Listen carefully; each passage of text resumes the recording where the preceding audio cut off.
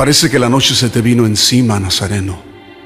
Tú que sanabas las heridas con manos de amor y reparabas las vidas rotas de aquellos que como ovejas perdidas buscaban un pastor. Tú que no solo reparaste vigas como buen carpintero, sino que reanimaste el corazón roto de los que como yo, perdidos y sin dirección, nos ganaba el miedo. Tus pies que con premura se movían hacia los necesitados, hoy se suspenden en la cruz, traspasados por los clavos. Parece que todos te han dejado, Nazareno. Aún aquellos que prometieron defenderte y solo se quedaron un puñado de mujeres fieles que con lágrimas y flores aguardan tu cuerpo inerte. Poco a poco se fue la vida de tus ojos.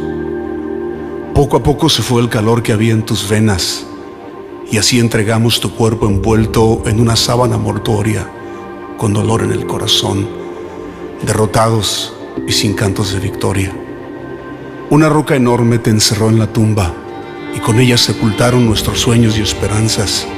Y camino a casa, en un grito desgarrado, nos unimos a tu cruz y a ese clamor desesperado: Dios mío, ¿por qué nos has abandonado? Al llegar la noche, la oscuridad nos dio la estocada final. Ya la muerte celebraba esa victoria sin par. Y cuando ya nadie guardaba esperanzas, al tercer día, el cielo rompió el silencio cuando el alba despuntaba en lontananza. El infierno soltó a sus presos, el paraíso irrumpió en festejos. La tumba no pudo detenerte, ni la muerte pudo vencerte. Apareciste camino a Emaús y nos diste compañía, y partiendo el pan nos dijiste: hoy comienza un nuevo día.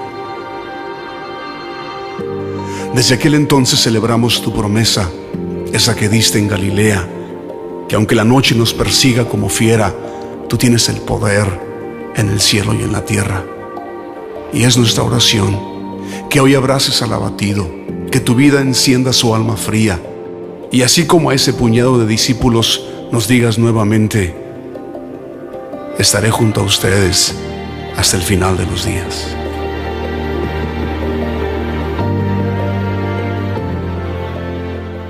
De nuestra paz fue sobre él, y por su llaga fuimos nosotros curados. Amén. Hoy, un Viernes Santo, tal vez un Viernes Santo más, pero hoy le invito a que usted pueda meditar verdaderamente lo que pasó en Viernes Santo, lo que hoy conmemoramos, lo que hoy celebramos como Viernes Santo.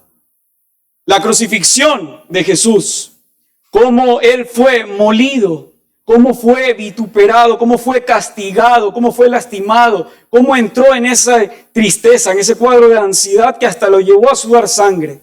Le invito a que pueda meditar en esto, porque gracias a esta verdad que pasó hace más de 1000 años, hoy usted y yo podemos ser libres del pecado.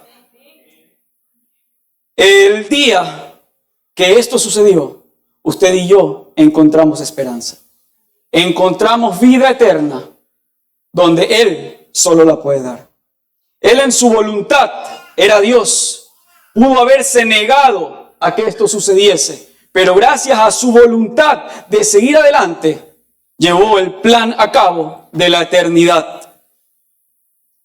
Hoy, al igual que más de 2.400 millones de personas alrededor del mundo que profesan la fe cristiana, están conmemorando la crucifixión de Jesús. Algunos tal vez no con el conocimiento total que esta verdad tiene sobre nuestras vidas. Pero hoy le invito a que podamos realmente meditar qué es lo que hoy recordamos. De los 2.400 billones de personas, solo representan cerca del 30% a nivel mundial. La población mundial se estima por 8.000 millones de personas. Ni el 30% han conocido, el 30% conocen la verdad del Evangelio. El otro 70% no. El otro 70% no. Es nuestra tarea, es nuestra misión, es nuestra vida la que debe reflejar al Mesías. Es nuestra vida que fue comprada por sangre a un alto precio para que usted y yo podamos llegar a vida eterna. Diciendo esto, el mensaje del día de hoy se titula Los detalles de la cruz. Para esto le voy a pedir que me acompañe a su Biblia. Ahora sí. Lucas 22.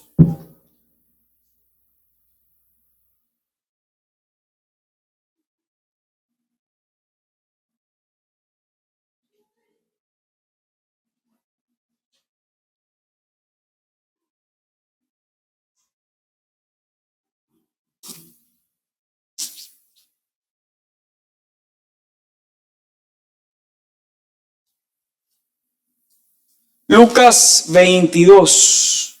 Vamos a estar allí un tiempo. Vamos a poder meditar en este pasaje. El 22, pero nos vamos a situar en el versículo número 44. Vamos a empezar en el 40.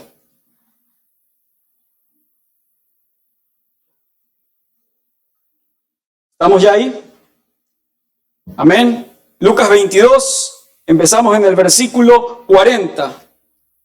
Dice, cuando llegó a aquel lugar, les dijo, orad, que no entréis en tentación. El 41, y él se apartó de ellos a distancia como de un tiro de piedra, y puesto de rodillas, oró, diciendo, Padre, si quieres pasa de mí esta copa. ¿De qué estamos hablando acá? La copa de la ira de Dios que le correspondía a todos y cada uno de nosotros como pecadores, siendo enemigos de Dios, tomarla. Primer punto, el castigo que le correspondió al Señor en ese tiempo nos correspondía a nosotros.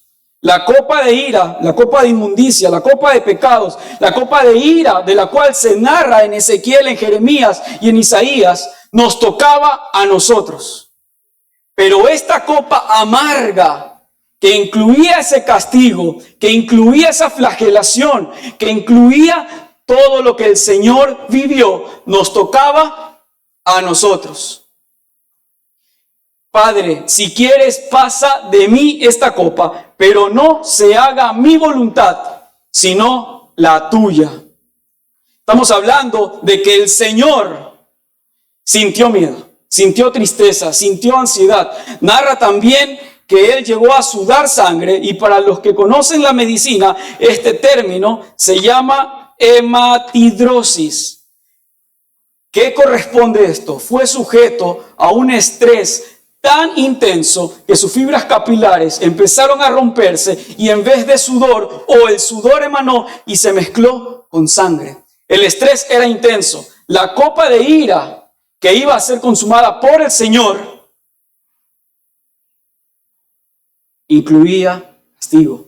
Ese látigo de plomo, de hueso de oveja que flageló la espalda del Señor, nos tocaba a nosotros. Pero no se haga mi voluntad, sino la tuya. No hay una discordia entre voluntades dentro de la Trinidad, sino más bien Él estaba sometido ante la voluntad de Dios. Pasa de mí esta copa, pero no se haga mi voluntad, sino la tuya. Y se le apareció un ángel del cielo para fortalecerle. La voluntad de Dios era clara. El sacrificio tenía que ser consumado, y un ángel del cielo apareció para fortalecerle. 44. Y estando en agonía, oraba más intensamente. Jesús, cuando estaba en el mundo, cuando vino al mundo, era 100% Dios y 100% humano. No es 50-50. Lo que vivió en la carne, lo vivió realmente. La ansiedad que tenía era tremenda, que experimentó este cuadro. El miedo que tenía era real, era tangible, oraba más intensamente. ¿Por qué? Porque él quería cumplir la voluntad del Padre, la voluntad del que lo había enviado. No sé si usted se pone a pensar, pero tal era el amor de Dios que dio a su Hijo unigénito. Es el versículo más conocido de la Biblia. Para que usted y yo podamos alcanzar vida eterna. Pero imagínense, yo me pongo a pensar ahora que soy padre, ¿daría a mi hijo realmente como sustituto por pecadores? ¿Por nosotros? Ese fue el amor de Dios. No escatimó ni a su propio Hijo. Y era su sudor como grandes gotas de sangre que caían hasta la tierra. El sufrimiento era real. El sufrimiento era genuino. Y si ahora investigamos un poco científicamente, existe evidencia de aquello que pasó. Y bueno, como les dije, el cuadro tenía tal nombre. El 45. Cuando se levantó de la oración, vino a sus discípulos, los halló durmiendo a causa de la tristeza y les dijo: ¿por qué dormís? Levantaos y orad para que no entréis en tentación. Alguien tenía que sacrificarse. Alguien tenía que tomar de esa copa de la ira. Y el Señor sabía, ellos estaban dormidos. Y yo me pongo en el lugar de los discípulos y cuántas veces nosotros no hemos estado dormidos. Pero grande es el Señor que Él consuma el sacrificio que tenía que hacerse.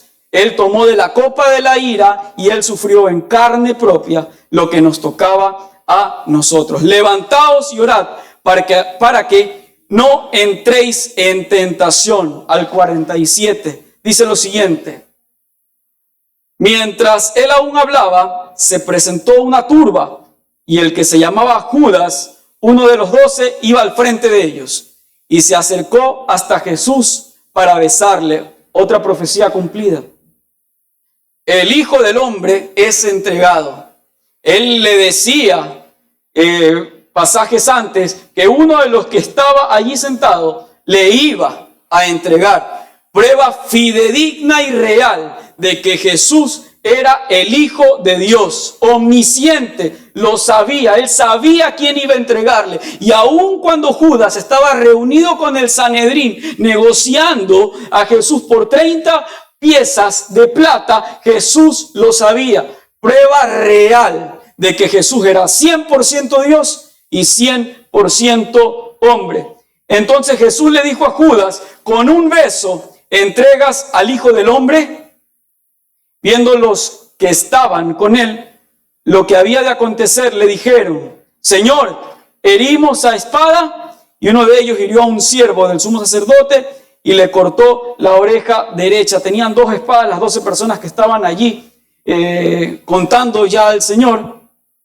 Obviamente conocemos el relato. Pedro es quien le mutila la oreja a este ciudadano. Y el Señor le restaura la oreja, le sana.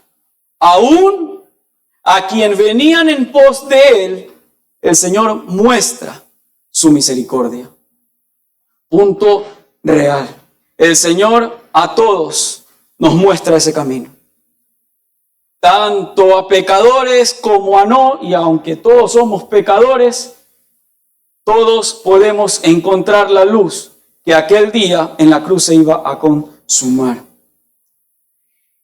Y Jesús dijo a los principales sacerdotes y a los jefes de la guardia del templo y a los ancianos que habían venido contra él: como contra un ladrón habéis salido con espadas y palos, y habiendo estado con vosotros cada día en el templo, no extendisteis las manos contra mí. Mas esta es vuestra hora y la potestad de las tinieblas. Se iba a presentar luego un juicio totalmente ilegal, algo que iba en contra de las leyes establecidas para aquel tiempo en el ámbito judío. No se podía capturar a nadie de noche. Por eso es que pasa el evento con Judas. Fue totalmente arbitrario el arresto que aquí se presentó. Pero aún así, había de acontecer. Y Jesús fue y luego se presentó obviamente llevado ante el sumo sacerdote Caifás. Y se le quiso hacer y levantar falso testimonio. Se le quiso poner pruebas falsas de cosas que él ni aún dijo. Se menciona en el pasaje que él dijo que Jesús era capaz de destruir el templo y reconstruirlo ¿en cuántos días? En 3 días. ¿Y eso realmente lo dijo Jesús? Él dijo, pueden ir y destruir el templo. Y yo lo reedifico en 3 días. Pero, ¿qué es lo que estaba hablando Jesús aquí? Podrán mutilar mi cuerpo, podrán herirme, podrán matarme, pero al 3er día he de resucitar. El templo era físico espiritual, no era aquel templo construido con ladrillos y con mano de obra de hombre. Y al 3er día, como se cumplió, él resucitó. Amén. Amén. Ahora le pido que me acompañe a Colosenses 1:20. De ahí volvemos otra vez a los evangelios. Solo allí vamos a hacer una parada estratégica. Un momento. Y por medio de él, ¿estamos? ¿Me avisan? ¿Sí? Amén. Amén. ¿Y quién me ayuda a poderlo leer en voz alta y fuerte?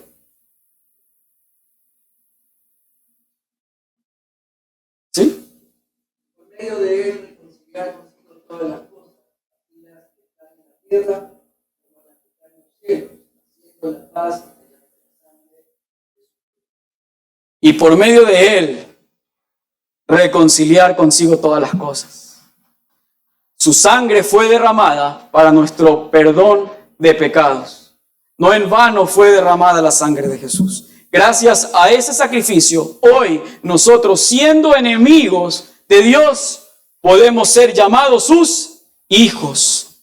Estando perdidos en delitos y pecados, hoy podemos ser llamados sus hijos. Siendo lo inmundo ante la santidad del Señor, hoy podemos ser llamados sus hijos, gracias a la sangre que en esa cruz se derramó. Ahora sí, volvamos a los evangelios, mis queridos hermanos. Juan 18, vamos a Juan 18, ahora sí.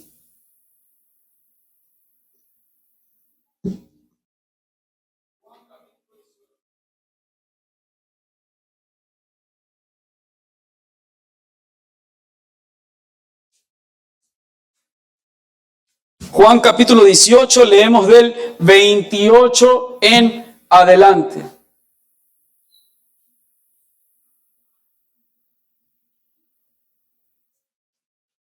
Llevaron a Jesús de casa de Caifás al pretorio, era el lugar donde estaba el gobernador de Roma, Poncio Pilato. Era de mañana y ellos no entraron en el pretorio para no contaminarse y así poder comer de la Pascua. ¿Qué es lo que acontecía acá? Que el sumo sacerdote y la autoridad del Sanedrín no quisieron entrar en este lugar, debido a que la ley judía decía que si una persona judía entraba en casa de un gentil, no podía comer de la Pascua. Estaban guardándose de esto, pero estaban derramando sangre inocente, estaban crucificando un hombre con falso testimonio, estaban levantando falsos testimonios para poder acusarlos y estaban pidiendo su muerte por crucifixión. Un poco contradictorio, ¿verdad? Esto pasaba. Ellos no quisieron entrar a este lugar para no contaminarse y así poder comer de la Pascua, el 29. Entonces salió Pilato a ellos y les dijo: ¿qué acusación traéis contra este hombre? Respondieron y le dijeron: si este no fuera un malhechor, no te lo habríamos entregado. Entonces les dijo Pilato: tomadle vosotros y juzgadle según vuestra ley. Y los judíos le dijeron: a nosotros no nos está permitido dar muerte a nadie. A partir del año 6 después de Cristo, por causa del Imperio Romano, ellos toman esta facultad o este derecho de los judíos de no poder dar pena de muerte a nadie. sino más bien ellos no podían matar a Jesús. Ellos querían crucificarlo, que según Deuteronomio y según el libro de la ley era la peor aberración o el peor castigo que se le podía dar a un hombre.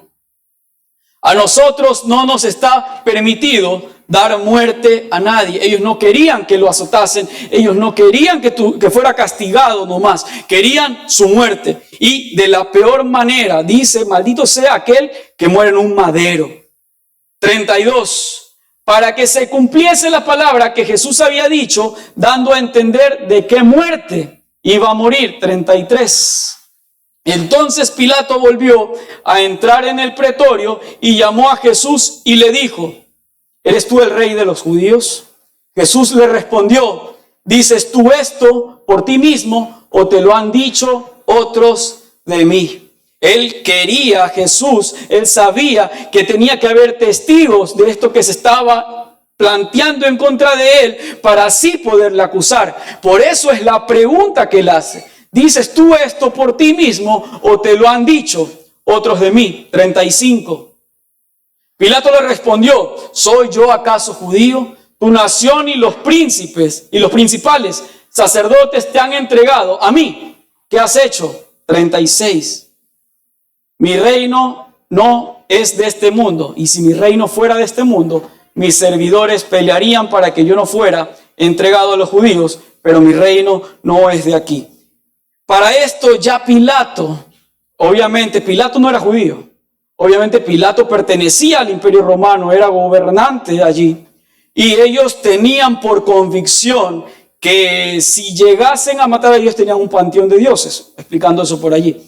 Si ellos llegasen a matar a algún hijo de estos dioses, ellos tenían ese convencimiento, podía caer una maldición sobre ellos. Ese era el miedo que Pilato tenía de poder, en este caso, desatar la furia de los dioses sobre él. Por eso ustedes ven también en determinadas películas que Pilato tenía ese recelo a crucificar a Jesús. Pero también ocurría algo importante.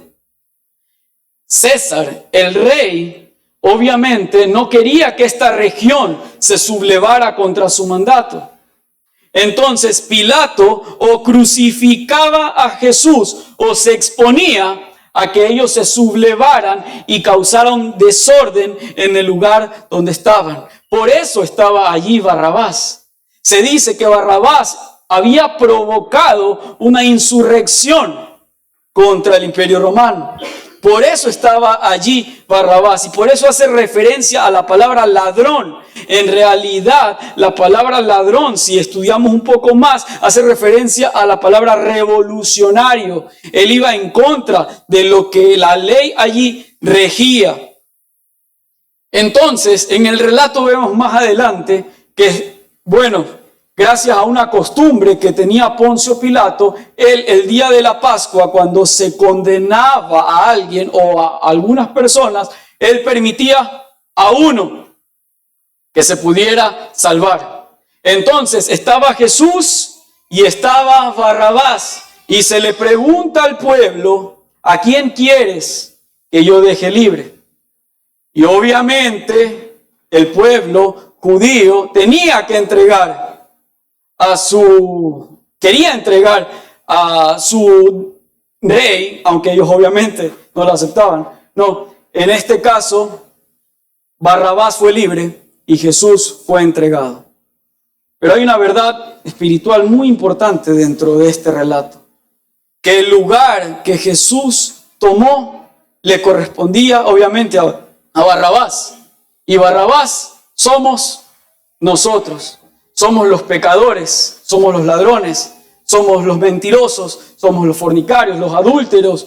Toda la serie de pecados que usted se pueda imaginar estaban allí. Barrabás éramos nosotros, el justo por el injusto, el pecador por el santo, el que merecía estar en el madero por el que no, por el que había corrompido la ley, por el que nunca corrompió la ley, por el que conoció pecado, por el que nunca lo conoció, por el abominable, por el hombre sin mancha, el cordero inmolado de Dios. Iba a ser sacrificado en una cruz, tomando el lugar que nos correspondía a cada uno de nosotros. Ese realmente es el sacrificio de Jesús. Tomó nuestro lugar.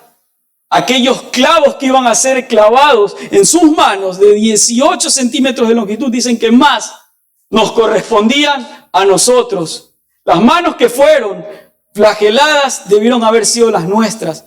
La cabeza que fue puesta, la corona de espinos, causando daño al Señor, debió haber sido para nosotros. Y dice que Jesús estaba en un lugar cerca ahí al pretorio, y obviamente la guardia romana se burló. Dice que le pusieron la corona de espinos, le pusieron un manto escarlata, pusieron una caña, simulando que fuera un cetro, como que si fuera un rey, el rey de los judíos, haciendo mofa de quién era verdaderamente él. Fue humillado, fue vituperado, fue lastimado.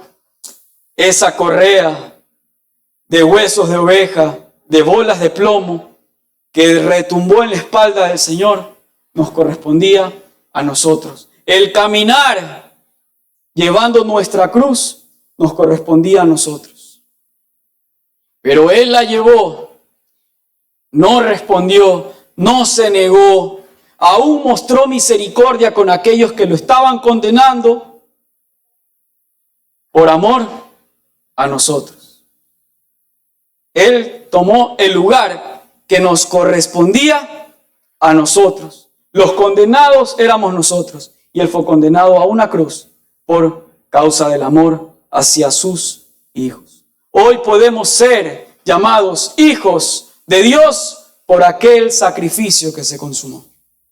Hoy podemos entrar en la familia de Dios gracias a aquello que aconteció. Hoy estamos reunidos celebrando, conmemorando, recordando aquella crucifixión. Pero hay que recordar también lo que costó. Para nosotros es totalmente gratuito la salvación, por causa de que alguien tuvo que pagar el precio. Sangre se derramó, su piel fue cortada, sus huesos se veían, sus músculos fueron cortados, su sangre fue derramada en el camino, en la cruz, etc. Alguien lo tuvo que pagar, para que hoy usted podamos ser libres. Podamos ser libres del pecado.